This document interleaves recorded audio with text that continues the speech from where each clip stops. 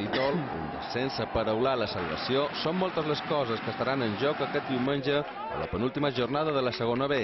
El Mallorca té el segon match-ball per certificar el campionat.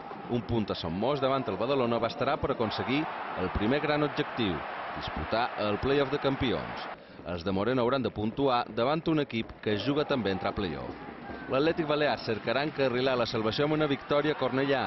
Si els de Mandiola tornen amb els 3 punts i en funció dels resultats, el descens directe podria quedar enterrat definitivament.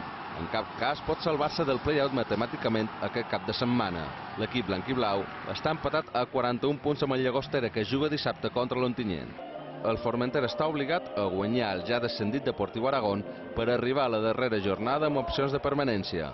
Els de Juan Arsenal jugaran a les 12, hores abans d'un altre duel clau pel descens, Alcoyano-Saguntino. I qui podria descendir matemàticament aquesta jornada, fins i tot, en cas de victòria, és la Penya Esportiva.